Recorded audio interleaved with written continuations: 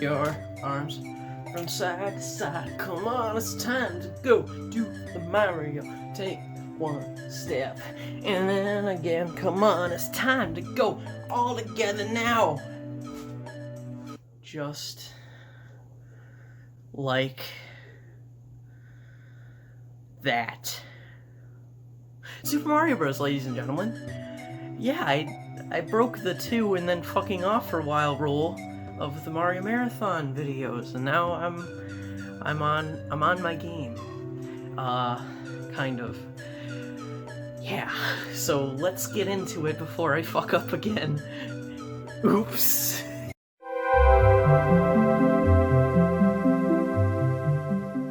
The year is 1983. There's this dude, probably some fucking bum, right? His name's Takashi Tezuka. He got a job at Nintendo as a pixel artist starting out with Punch-Out in '84, but eventually, due to being understaffed, he was promoted to a designer for games like Excitebike and Devil World. The Famicom was Nintendo's cartridge-based console at the time, but unseen outside of Japan was an add-on for it called the Famicom Disk System that could read specially made game discs. Well, around this time, the disc system was on the horizon and meant to be Nintendo's future, so Super Mario Bros., their next game, was thought to be the swan song cartridge game on the console. Miyamoto's smelly ass became fast friends with Tezuka and began discussing ideas for this ultimate Famicom game. The main idea was making a game with the larger sprites of Devil World, but also the side-scrolling of Excitebike. Side-scrolling at the time was very new, uncharted territory. Super Mario Bros. Did innovate on the side-scroller, but the major thing here that goes unappreciated is how it innovated on platforming. Platforming debatably wasn't even a genre at the time. The only thing like it that I can think of was Pac-Land. The thing with games where you jump back then is that the jump arc is always set, and because of that they always feel like shit, honestly. All the jumpy games I've covered thus far suffers from this. What Super Mario did to revolutionize jumping in platformers was simple. Making the jump button analog. How high you jump is entirely dependent on how long you hold the button. Plus, you can change direction mid-air. This allows precise platforming that just makes it want to cream your jeans. This game took some refining, as it's impossible to create perfection on your first go. There were tons of scrapped ideas, like Mario having a gun. Wait a minute. Well, Mario riding a dinosaur. Wait. And Mario flying a plane. I think Nintendo just really likes to recycle Mario ideas, don't they?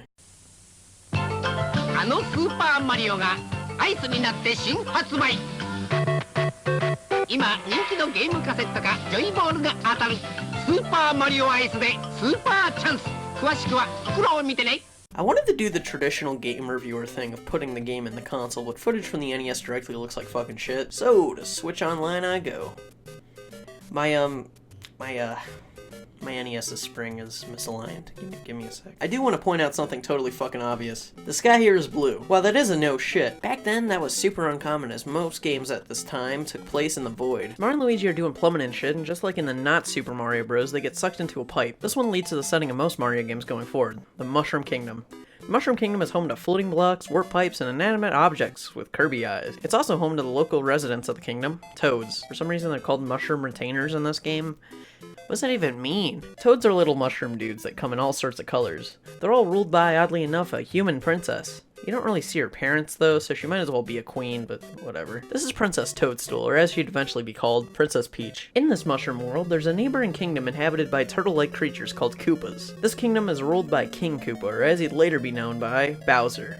Rarely seen in modern games, Bowser actually has wizardy powers that he can use to transform shit. He can also breathe fire, as most turtles tend to do. So for no discernible reason, Bowser kidnapped Peach and turned all the Toads into brick blocks. It's up to Mario and Luigi to go through 8 worlds guarded by Bowser's army to save her and some kidnapped Toads along the way. You can play this game with up to 2 players, but multiplayer is just like Wrecking Crew, with Mario and Luigi taking turns each death. I want to take this quick second to point out something pretty damning. It's the only flaw of this game I'd say could deter some people from revisiting the game.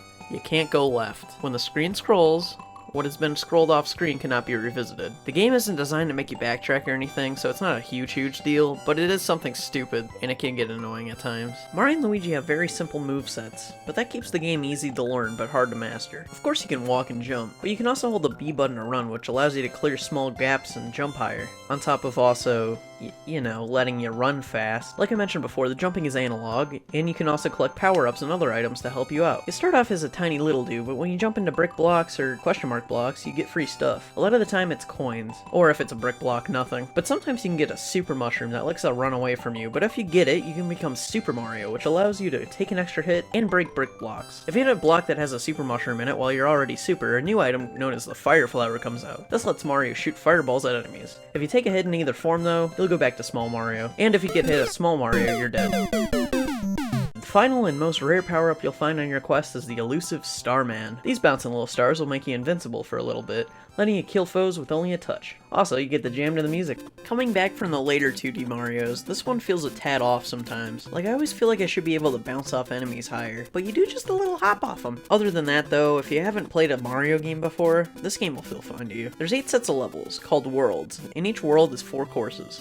At the end of each level, except for the last one in World, you jump off a flagpole to end the stage. You'll find yourself going through a ton of different level types, like the standard grasslands, underground caves, treetops, giant mushrooms, castles, places at night, places in the snow, and sometimes swimming underwater. This is all standard Mario fare, but this kind of variety was insane in the mid-80s. I got another big no shit coming up. To beat each course, you gotta go through some obstacles. This includes tons of enemies, but this time you can, and at times have to, jump on them to defeat them. That's an important bit in this game. It's not like Donkey Kong where you can only beat baddies with a power-up, or Mario Bros where you gotta jump under them and then go all the way up there where they are and then touch them and all that shit. Nah dude, in Super Mario Bros it's really just jumping on guys. The simplicity of that is what makes the enemies more creative in my opinion, because some enemies later on have special conditions for killing them. On to the Rogues Gallery. We got Goombas, your basic enemies, easy to stomp or just ignore. Koopa Troopas, that when jumped on, retreat into their shells. You can kick the shell around into enemies, and when it hits something, it can bounce back and hit you if you're stupid. After a while, the Koopa climbs out of its shell, so keep that in mind. They come in 2 colors, red and green.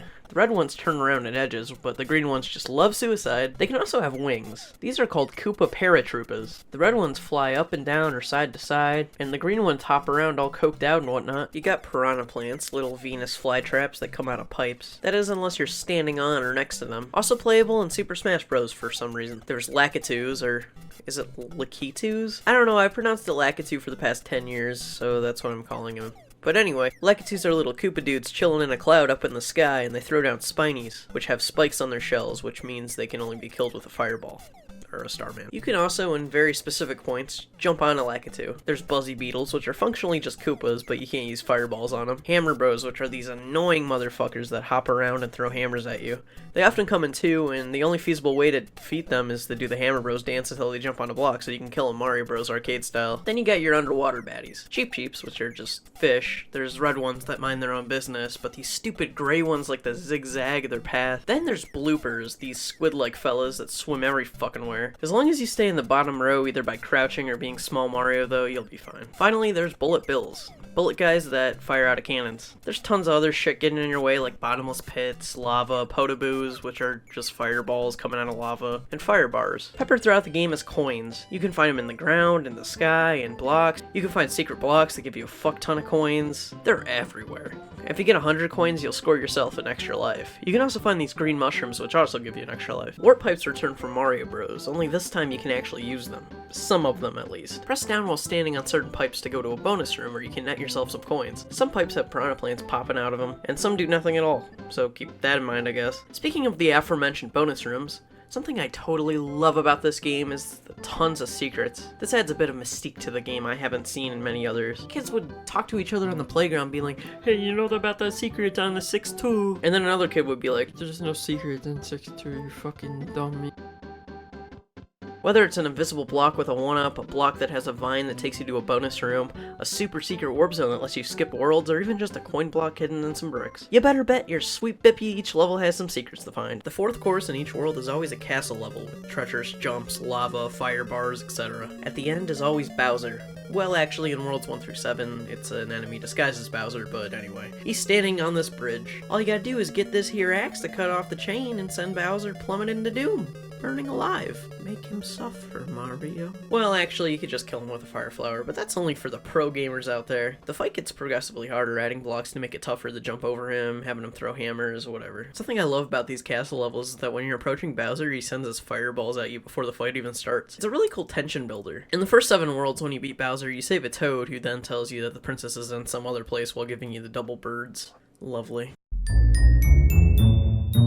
So you made it to World 8-4. It's a dangerous path to Bowser. Being a huge maze like the ones in World 4 and 7, you make your way past Goombas, Koopas, Potoboos, the swimming part, this motherfucker right here, until you finally get to the bridge. This ain't no enemy in disguise, this is the real Bowser armed with hammers and fireballs. Once you finally swing past him, you save Princess Peach, who is 3 feet tall for some reason. Your reward for finishing the game is the second quest, which is the same as the first, but all the enemies are replaced with BUZZY beetles and they move a lot faster. You'd be surprised how tough this makes the game, but it's nothing crazy. What a game. Primitive, yes, but a classic. Its soundtrack was composed by the great Koji Kondo, and do I need to tell you about how iconic the music here is? No, because every fucking Super Mario Bros. Review has to be the same, you fucks! Super Mario Bros. Went on to become the highest selling game of all time, but that doesn't count because it came bundled with the NES. Alas, it was later beaten out by Wii Sports, which was bundled with the Wii. You don't need me to tell you about this game's rep, about how it possibly saved gaming in the West.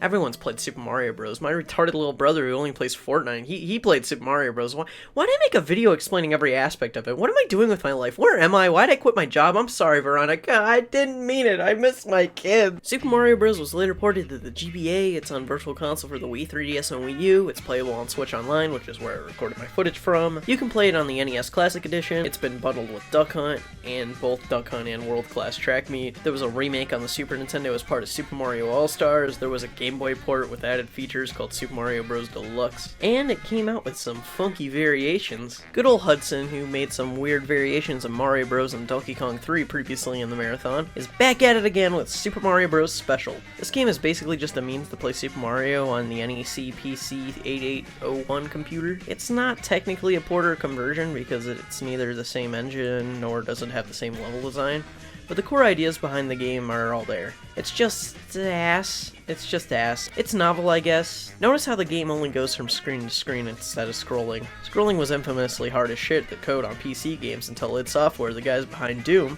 made a port of Mario 3 on DOS as an experiment. Just some trivia for you. They did some new things for Special though, like a hammer power-up and a wing power-up. That's interesting because this is the first real instance of Mario using a power-up to fly, which later became a staple of the series. Is this worth playing? Of course not, you silly fucking idiot. In the last episode I mentioned the Versus series of arcade ports of NES games. Well, Super Mario Bros. Got its own Versus version with a snazzy new song for the name entry.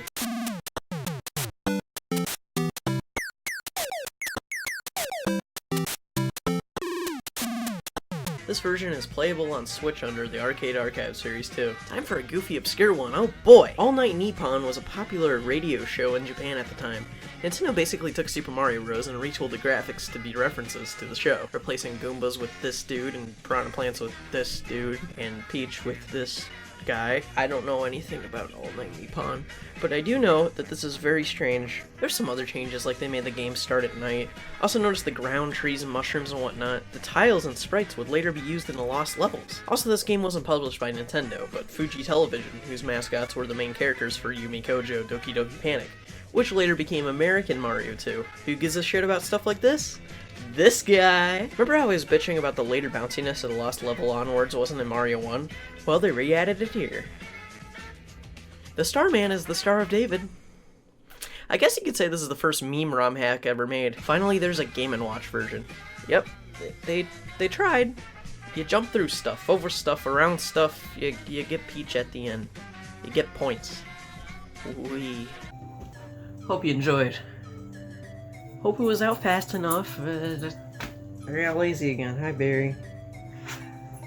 Next up is something. I'm going to stop telling you so it's more of a surprise. But I do want to plan doing some other non-Mario related videos.